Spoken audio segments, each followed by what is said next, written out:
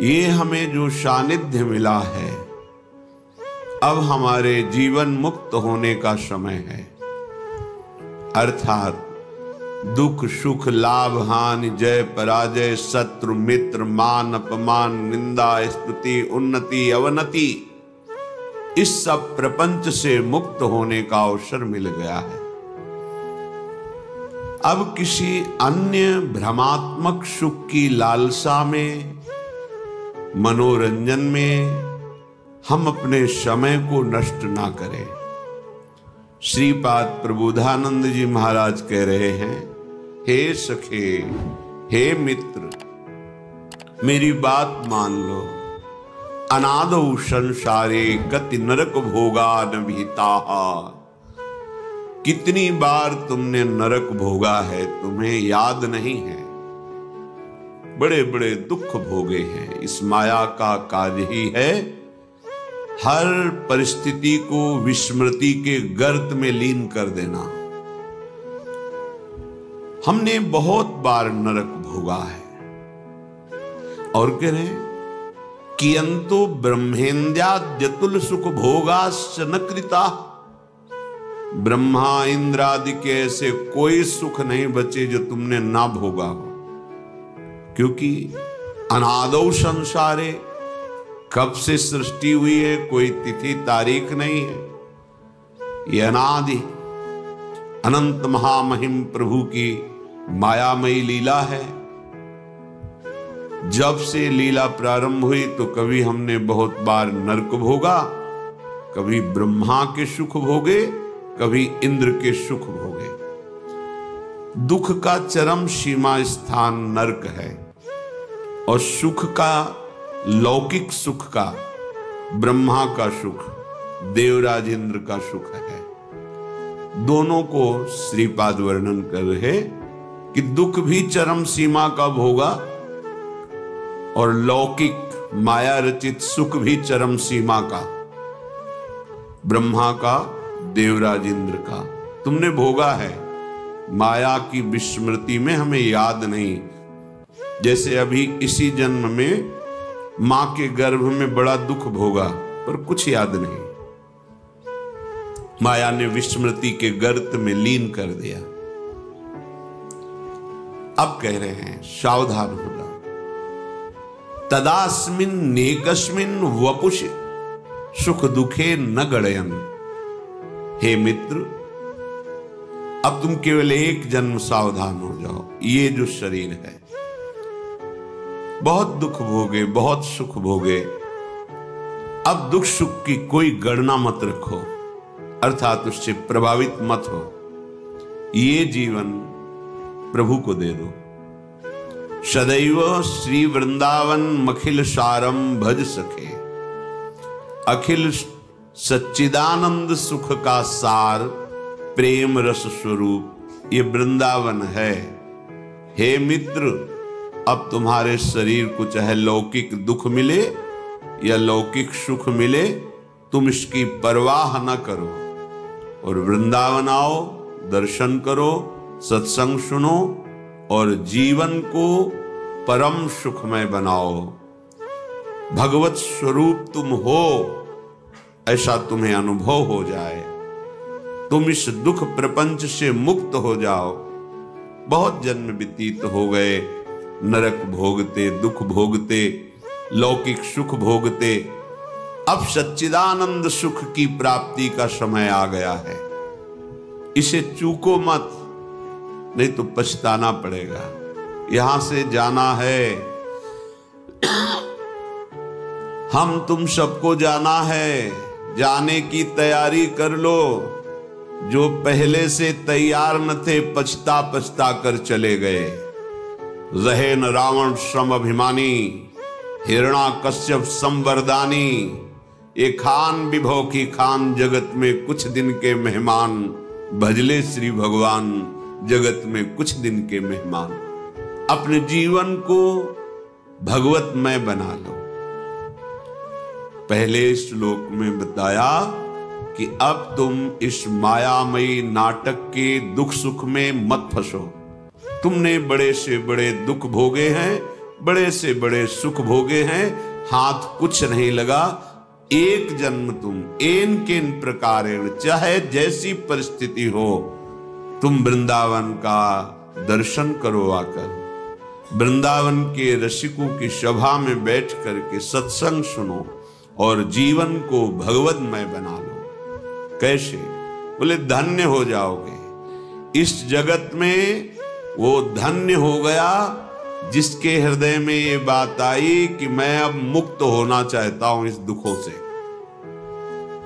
मुझे वो उपाय चाहिए जहां शारीरिक मानसिक किसी भी तरह का दुख स्पर्श न करे, कोई भी द्वंद्व हमें परास्त न कर पावे, कोई भी विकार हमारे हृदय को जला ना पावे, कोई भी भोग हमारे हृदय को विचलित ना कर पावे। मैं मुक्त होना चाहता हूं। इसे कहते हैं मुमुक्षता। ये बड़े भाग्य से कई जन्मों की आराधना से बात आती है। भगवान आदि गुरु शंकराचार्य जी ने तो कहा, हजारों जन्म की साधना के बाद किसी के हृदय में पैदा होती है मुमुक्षता। अब मैं मुक्त होना चाहता हूं, थक गया हूं। अब मुझे कोई भोग, कोई पद, कोई प्रतिष्ठा, कोई यश कीर्ति नहीं चाहिए।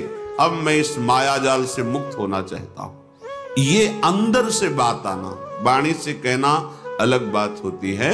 हृदय में भारी व्याकुलता पैदा हो जाना, अब मैं मुक्त होना, मेरा क्या स्वरूप है, मैं क्यों भटक रहा हूं इस देह भाव को लेकर। ये बड़े भाग्य से आती है। पूज्यपाद शिवड़िया बाबा जी के हृदय में जब मुमुक्षता का स्वरूप जागृत हुआ, पहले कामाख्या देवी की आराधना करके विचार किया कि मैं ऐसा कुछ प्राप्त करूं जिससे जगत के गरीबों का दुख मिटा सकूं, जो दुखी जन है उनको सुख प्रदान करूं। जैसे महाराज युधिष्ठिर ने बटलोई सूर्य से प्राप्त की, ऐसे हम त्रिपुर सुंदरी भगवती से कुछ ऐसा प्राप्त करेंगे, तपोबल से जगत का दुख मिटा देंगे। लगे साधना में, फिर लगा कि बहुत जड़ चैतन्य पूरा जगत है, क्या बटलोई जैसी कोई वस्तु मिल जाने से हम पूरे जगत को दुख से बचा पाएंगे? देखो महापुरुषों का चिंतन क्या होता है। नहीं नहीं, इससे भी ऊपरती हो गई। नहीं नहीं, ठीक नहीं है। संन्यास ले लिया, दंडी सन्यासी के। फिर विचार हुआ, क्या इस तरह से भ्रमण करने से बात बन जाएगी? नहीं नहीं, तो दंड भी गंगा जी में विसर्जित किया, गुरुदेव से आज्ञा लेकी, अब मुझे ब्रह्मबोध प्राप्त हो। फिर सब प्रबल मुमुक्षता देखी, अनुमति देंगे, ठीक है। गंगा किनारे चलते चलते जहां कोई महात्मा मिलता प्रश्न करते, हमारा स्वरूप क्या है, कैसे बोध हो। ताओ वेदांत की बात बोले, हम आपके अनुभव की बात सुनना चाहते हैं। हमें सूखे चने चबाने होते तो हम चबा लेते हैं, हमें आपका अनुभव चाहिए। कहीं संतुष्टता नहीं होती, क्योंकि इतनी प्रबल मुमुक्षता थी कि साधन पक्ष की भी बात नहीं रह गई थी। सीधे क्या है मेरा स्वरूप, शास्त्रीय सिद्धांत, आपका अनुभव क्या है। क्योंकि बहुत महापुरुष थे, उनके प्रश्न के आगे उत्तर सही टिकता नहीं। फिर चल दिए, भ्रमण करते हुए तीर्थराज प्रयाग आए, स्नान किया और एक खंडहर देखा।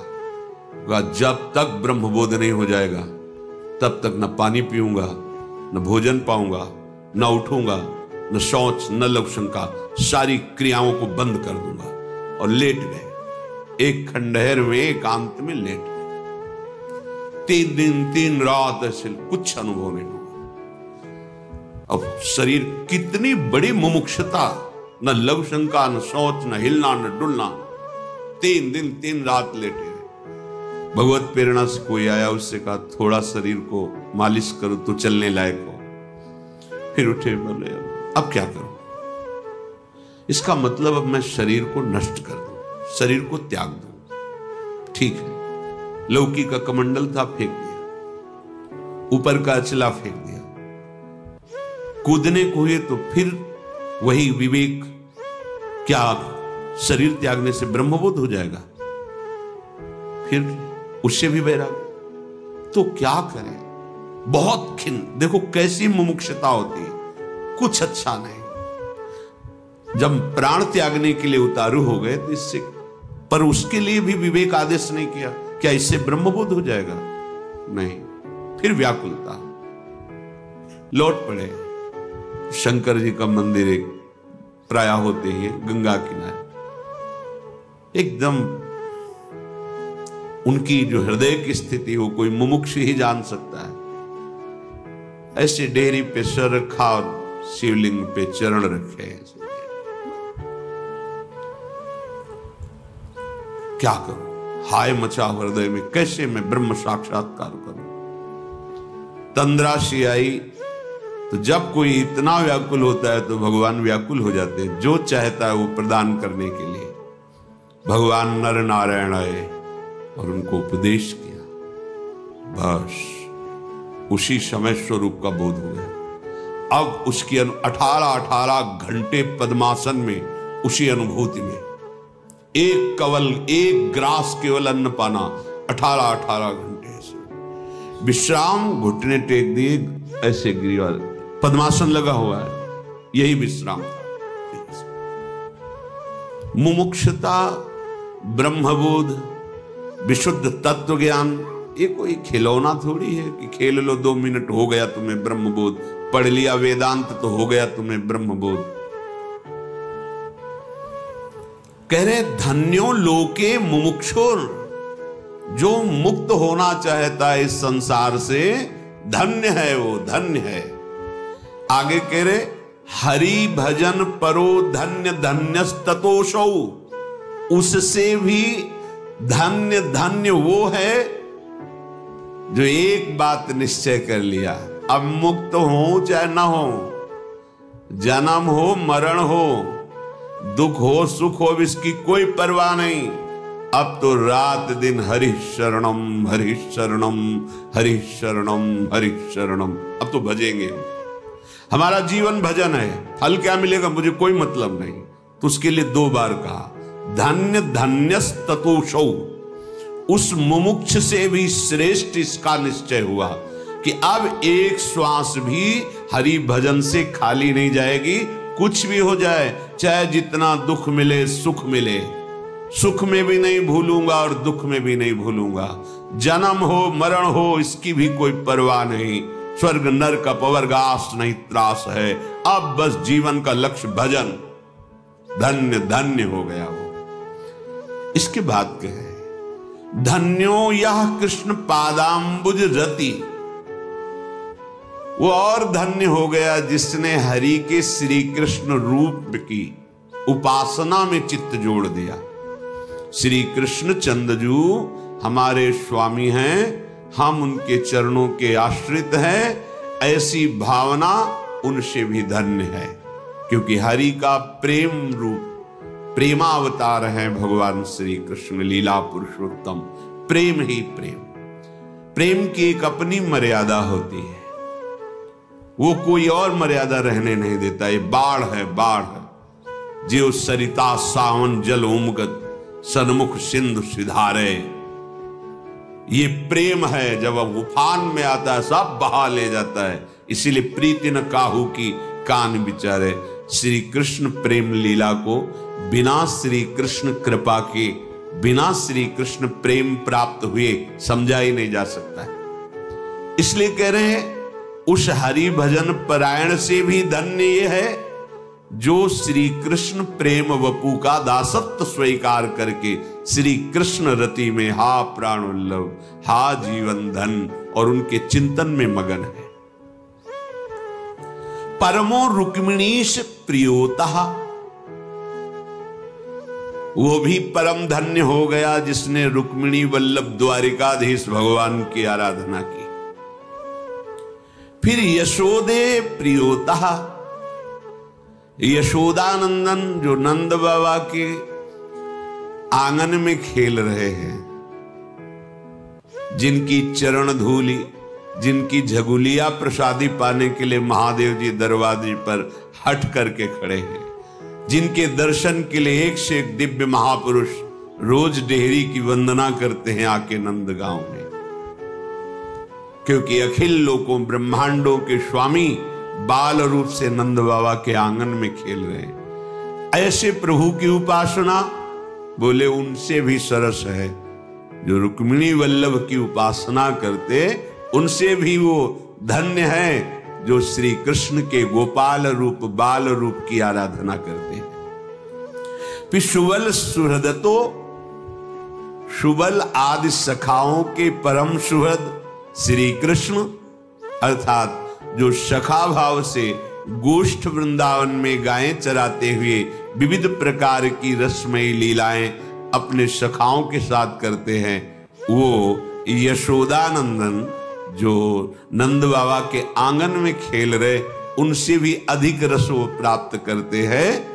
वो धन्याति धन्य है जो सखाओं के साथ भगवान श्री कृष्ण की लीला का रसास्वादन करते, अर्थात सख्य भाव से।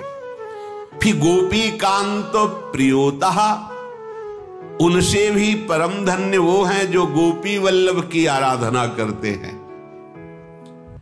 जहां रास महारास अत्यंत एकांत प्रिय लीलाएं भगवान गोपी वल्लभ गोपियों के हृदय को महाप्रेम में बना रहे हैं। जिन गोपियों की चरण धूलि को नारद आदि उद्धव आदि बड़े बड़े महापुरुषों ने वंदना की, उन गोपी वल्लभ की उपासना। फिर कह रहे श्रीमद वृंदावनेश्वर्यति रस विवसा आराधकः सर्वमूर्धनि, वो सबसे शिरोमणि का उपासक है जो रस विवश घनश्याम श्री किशोरी जी की आराधना में लगे हुए। भ्रकुट निर्जित मदन मंद सस्मित बदन किए रस विवश घनश्याम पिय गोरी, ये रुचिर राजत बधू कानन किशोरी। निर्तन भ्रकुटी बदन अंबुज मृदु सरस हास मधु बोलन अति आसक्त लाल अली लंपट बस कीन्हे बिनु मोलन बन की कुंजन कुंजन टोलन। आतुर अति अनुराग विवश हरि धाई धरत भुज मूल, आतुर अति अनुराग विवश हरि धाई धरत भुज मूल। ये जो स्वरूप है नव कनक चंपकावली दलितेन्दीवर सुवृंद निंदित स्त्री वृंदावन नव कुंजे किशोर मिथुनम तदेव भज रसिकम। अब उसके आगे क्या शब्द लगा? रसिक। अब भक्त नहीं लगा, संत नहीं लगा, अब लगा रसिक। भगवत रसिक, रसिक की बातें रसिक बिना को समझ सके ना। सर्वोपरि उपासना श्री वृंदावन में विराजमान नव कनक नवीन स्वर्णिम कांति जिनके श्रीअंग से प्रकट हो रही है। चंपकावली, जैसे चंपा के पुष्प की कांति, पीत वर्ण, गौर वर्ण, श्वेत। और अब कैसे कोई उपमा दे? पीतारुण छवि मनंत तडिल्लताभाम, अनंत बिजलियों की सी कांति पीत और अरुणिमा लिए हुए ऐसी गोरी हमारी प्रिया जी। ओ नख कांति की छटा केवल प्रकाशित हो जाए तो प्रेम की धारा बह पड़े। यत् पाद पद्म नख चंद्र मणि छटाया विस्फुर्जितम किमपि गोप वधुस्वदर्शी पूर्णानुराग रस सागर सार मूर्ति। श्री स्वामिनी जो पूर्णानुराग रस सागर सार मूर्ति। कल किसी ने प्रश्न किया था, यहां तो राधा राधा राधा ही सुनाई देता है, बाहर तो कहीं। राजा के वैभव को देखना है तो दरबार में देखो। ये गीता जी, भागवत जी और सब भगवान का ऐश्वर्य है, देखो उनकी महिमा। अगर प्रेम देखना है तो महल में आओ, महल में आओगे तब तुम्हें समझ में आएगा कि जो इतना अनंत वैभवशाली है वो कितना बड़ा प्रेमी भी है। प्रेम स्वरूप ये ब्रज की लीला, ये प्रेम लीला है। और फिर उस प्रेम रस का सार श्री लाडली जो है, देखो माई सुंदरता की, देखो माई अबला के बलराज, अतिगज मत निरंकुश मोहन, निरख बंधे लट पासी। मोहना, मोहन सबको मोहित करने वाले, निरख बंधे लट पासी। देखो देखो माई ये अबला के, ये कौन बात जो अबही और अबही और अबही और अद्भुत अद्भुत प्रेम रूप हमारी श्री लाडली, करुणा बरसती रहती है।